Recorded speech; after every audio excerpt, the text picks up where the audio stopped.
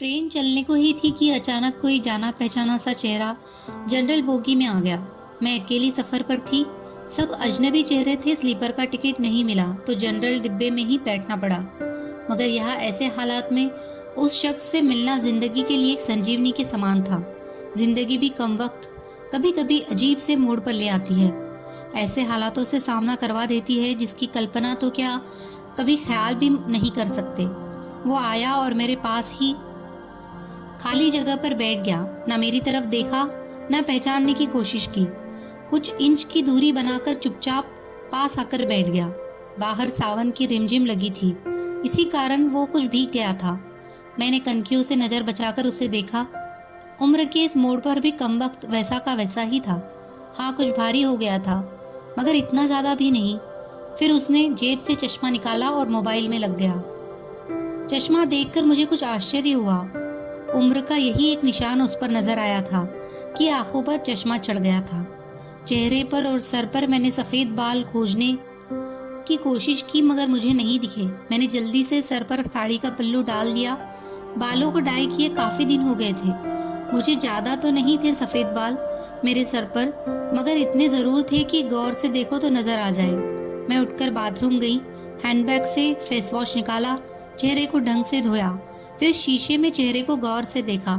पसंद तो नहीं आया, मगर अजीब सा मुंह बनाकर मैंने शीशा वापस बैग में डाला और वापस अपनी जगह पर आ गई।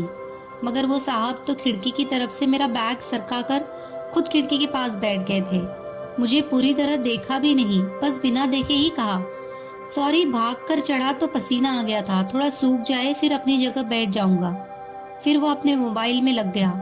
मेरी इच्छा जानने की कोशिश भी नहीं की। उसकी यही बात हमेशा मुझे बुरी लगती थी। फिर भी न जाने उसमें क्या था कि आज तक मैंने उसे नहीं भुलाया। एक वो था कि 10 सालों में ही भूल गया।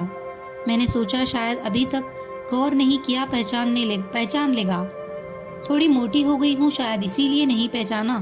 मैं उदास हो गई।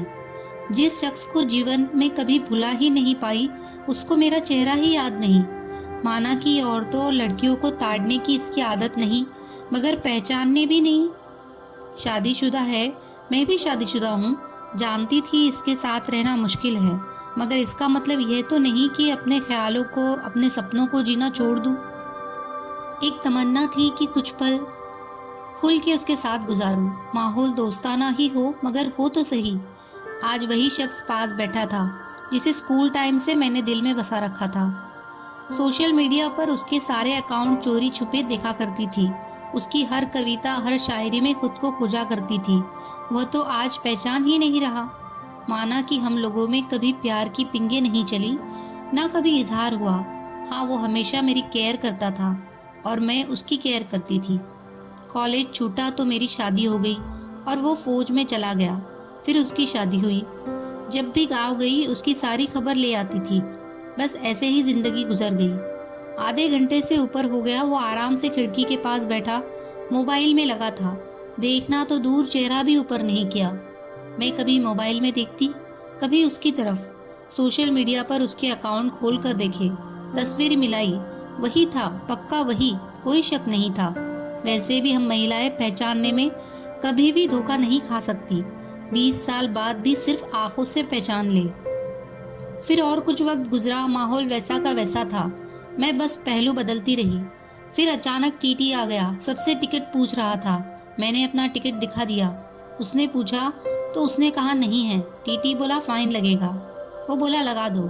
टीटी ने कहा कि टिकट बनाओ। उसने जल्दी से जवाब नहीं दिया, मेरी तरफ देखने लगा। मैं कुछ समझी नहीं। उसने मेरे हाथ में थमी टिकट को गौर से देखा, फिर टीटी से बोला कानपुर। टीटी ने कानपुर की टिकट बनाकर दी और पैसे लेकर चला गया। वो फिर से मोबाइल में तल्लीन हो गया। आखिर मुझसे रहा नहीं गया, मैंने पूछ ही लिया, कानपुर में कहाँ रहते हो? वो मोबाइल में नजरें गड़ाए हुए ही बोला, कहीं नहीं। वो चुप हो गया तो मैं फिर बोली, किसी काम से जा रहे हो? वो बोला हाँ। अब मैं चुप हो गई।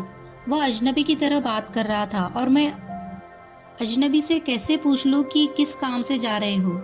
कुछ देर चुप रहने के बाद फिर मैंने ही पूछ लिया, वहाँ शायद आप नौकरी करते हो? उसने कहा नहीं। मैंने फिर हिम्मत करके पूछा, तो किसी से मिलने जा रहे हो? वही संक्षिप्त उत्तर, नहीं। आखिरी जवाब सुनकर मेरी हिम्मत नहीं हुई कि और भी कुछ पूछूं। अजीब आदमी था, बिना काम का सफ़र कर रहा था।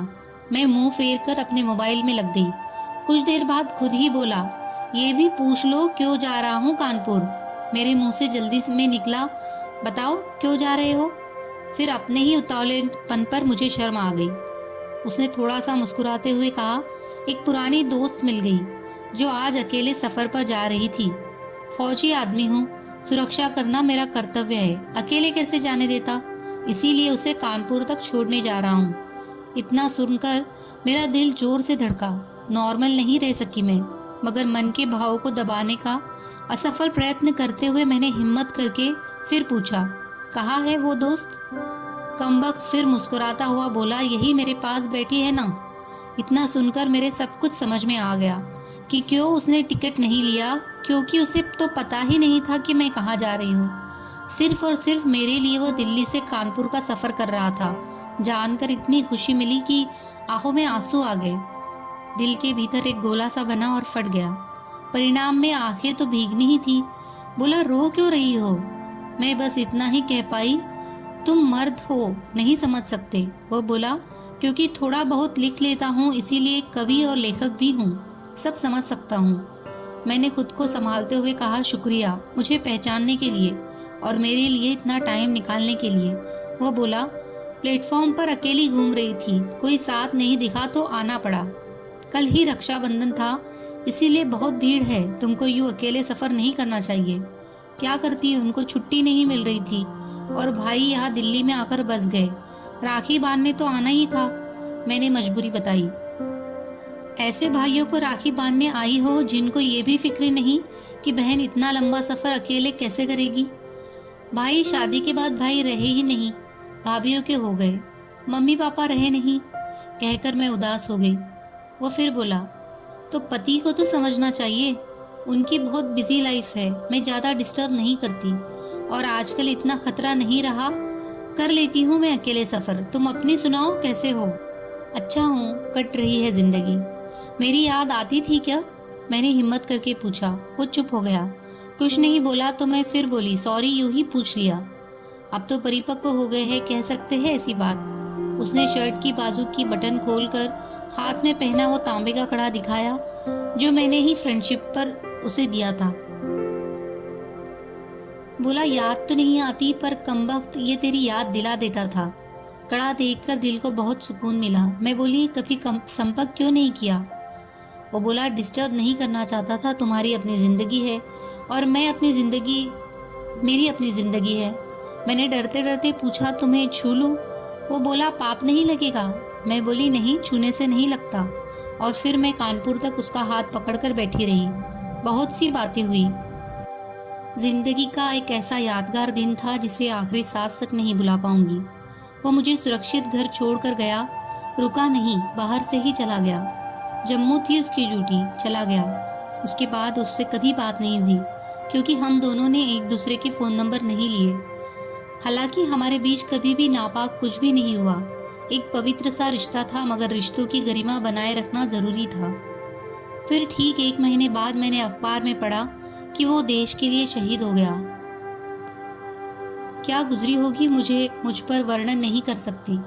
उसके परिवार पर क्या गुजरी होगी पता नहीं। लोक लाज के डर से मैं उसके अंतिम दर्शन भी नहीं कर सकी। आज उससे मिले 1 साल हो गया है। आज भी रक्षाबंधन का दूसरा दिन है। आज भी सफ़र कर रही हूँ, दिल्ली से कानपुर जा रही हूँ। जानबूझकर जनरल डिब्बे का टिकट लिया है मैंने। अकेली हूँ, न जाने दिल क्यों आस पाले बैठा है कि आज फिर आएगा और पसीना सुखाने के लिए उसी खिड़की के पास बैठेगा। एक सफ़र वो था जिसमें कोई हमसफ़र था, एक सफ़र आज है जिसमें उसकी यादें हमसफ़र है। बाकी ज़िंदगी का सफ़र जारी है। देखते हैं कौन मिलता है, कौन साथ छोड़ता है।